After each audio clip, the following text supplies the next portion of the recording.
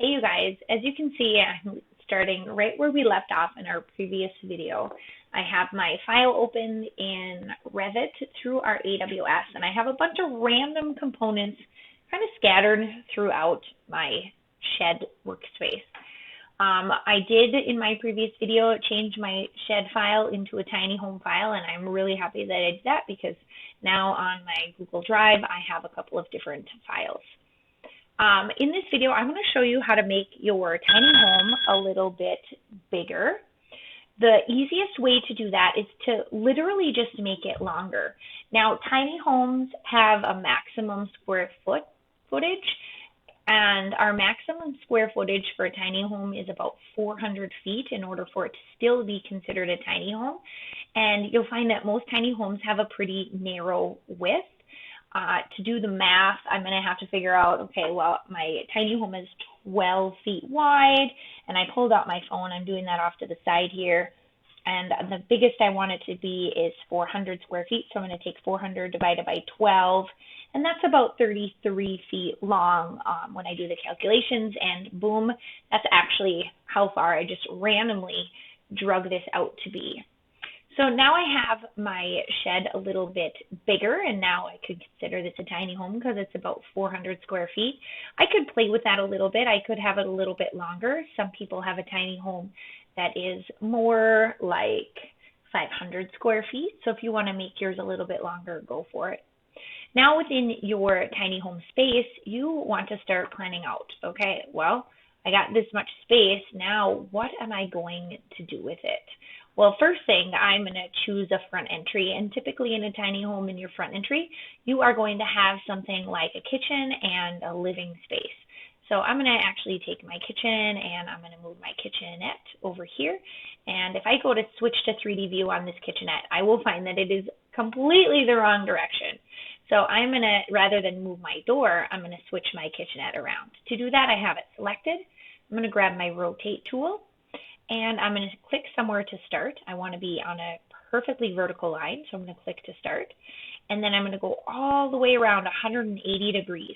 Notice I didn't click on any of these little lines. It will want to snap to all those little lines on the floor of my tiny home. So I'm going to rotate all the way around. I'm going to look for that 180. Notice it does enjoy snapping right to that 180. And now it's going the right way, but I have it in the wrong spot. So I'm just going to click in. I'm going to line it up with my wall. Perfect. Now that should be good. I know it's going the right direction because I see where my kitchen sink faucet is. That's my little clue that it's in the right spot.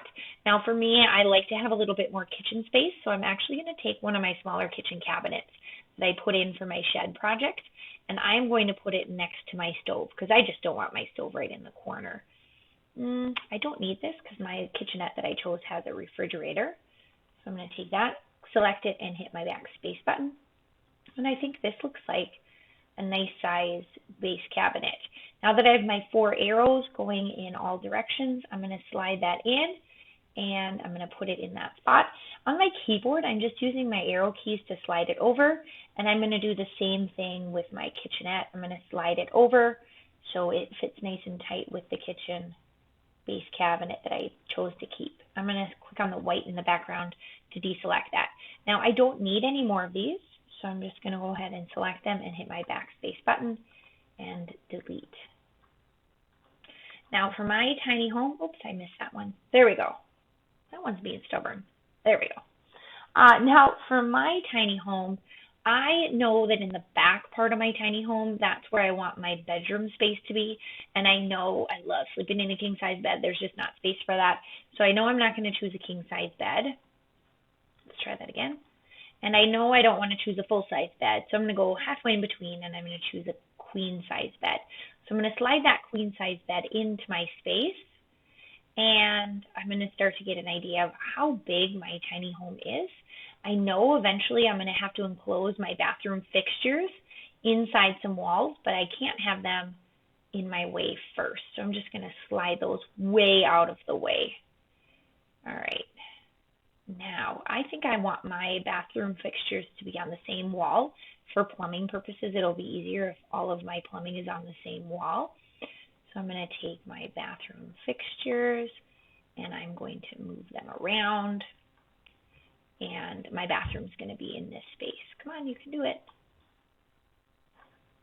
All right, this toilet is proving to be very elusive. I might have to add that in later. But I'm just moving some, whoops, I'm going to go to my keyboard. That is not what I intended to do at all.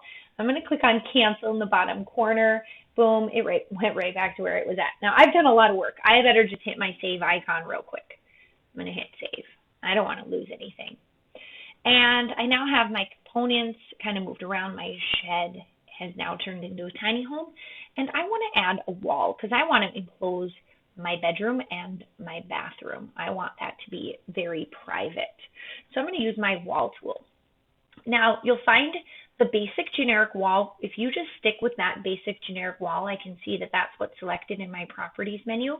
If that's what I am in, I'm going to end up with a 20-foot wall, and that's going to be real annoying when I go to change around my roof if I want to. So I'm actually going to change my generic 8-foot wall to a smaller partition wall. In Minnesota, I can have that interior partition wall be 4 feet 7/8 of an inch. I could have it 5.5, but I am going to go with this narrower, skinnier wall, and I know that that one is going to be at a more suitable height. So I'm going to draw that in. 8 feet is a pretty small bedroom if we were building a home. However, for a tiny home, that's actually a pretty spacious bedroom. So I'm going to click to start, and I am going to make this wall go all the way across. Boom, so I now have a wall. Now I want to have at least a 3-foot wide hallway here. So I'm going to move my cursor. You can see that it's giving me a little measurement from the inside of that wall. So I'm going to go to 3'6" because I have to account for wall thickness. In Minnesota, we need to have at least 3-foot wide hallways. So I'm going to add in a 3-foot wide hallway here. And in that space between, I'm going to have my bathroom. Now, I know I want my bathroom to be at least 6 feet wide, so I'm going to click in there. I'm going to add a wall. I know it was over 6 feet, but again, it's going to the center of the wall because I have wall thickness, and I'm going to drop that back in. So now my bedroom is enclosed, my bathroom is enclosed, and now I can start moving in some of my fixtures. I'm currently in my wall tool and I want to move these fixtures, so I'm going to just hit escape 2 times on my keyboard. That will bring me back to my architecture tab and to my modify tool. Now I'm going to try to move this tricky toilet. I'm going to select it and I'm going to choose my move tool and see if it'll let me move it. Yeah, here it goes now. Now I'm going to move that toilet. It is just proving to be very difficult. So rather than trying to continue to move it around, because it's just being really stubborn, I'm going to delete my toilet and I'm just going to add it again. So I'm going to go to components. Because this has already been loaded in my previous steps, my toilet is actually going to show up in this list over here. So I'm going to scroll down and I'm going to look for toilet. Everything should be sorted alphabetically.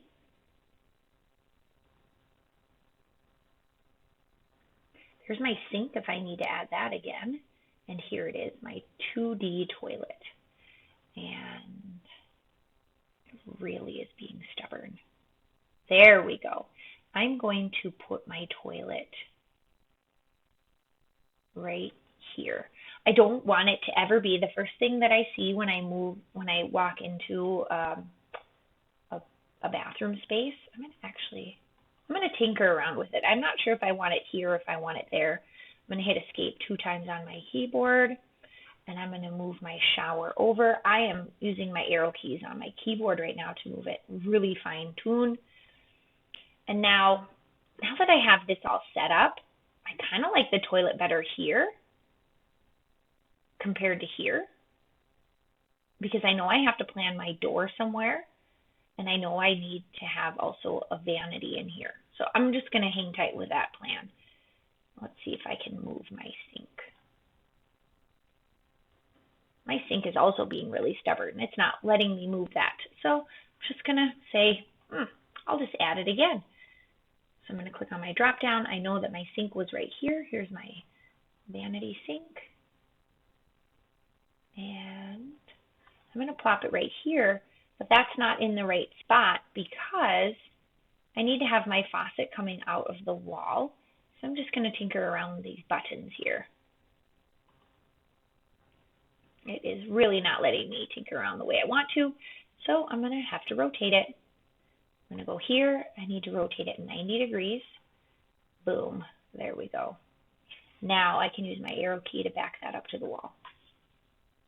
My bathroom is actually turning out to be way more spacious than I was anticipating for a tiny home. I'll have to come back and look at that a little bit later. One thing I do for sure want to add in, though, is some doors, so I get a really good idea of how much space those doors are going to take up. So I have my door tool selected. Right now I'm currently at a 34-inch by 80-inch door. That's really standard for a house, but I'm going to make mine a little bit smaller. I'm going to change mine to a 32 by 80-inch door.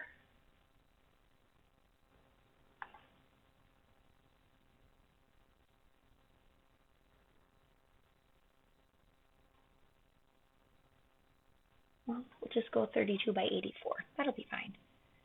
And there is a door into my bedroom and a door into my bathroom. Now that I have this stuff added, I know I'm going to have to move some things around.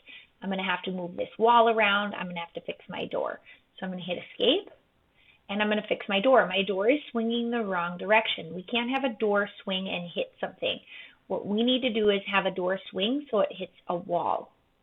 Next thing I need to do, I'm going to delete my toilet right here because my layout has been now solidified. I am going to move this over a little bit, and I am going to move my wall over a little bit. I need to move my door over a little bit. I need to have some space behind my door for my doorknob so the door opens all the way. Now I have a little bit more wiggle room. Obviously, my door can't be hitting my bed, so I'm going to have to rotate my bed and move that to a different place. So here we go. I'm going to rotate again. I want it to snap on something flat. There we go. I'm just going to rotate it 180 degrees, and that looks good. And now I will move it to the other side of my bedroom. And this is why we add in our furniture while we design when we're just getting started, because we don't really have a good idea of how much space everything is really going to take up. So far, my tiny house is looking really great. I don't have any storage, so we'll do that in another video. I don't have any living room furniture, and I don't have any windows. And I love windows, and windows really help space feel bigger. So we'll be adding those in our next video. For this assignment, please make sure if you're doing this for class, you're taking a screenshot where you're at and submitting this to this particular assignment.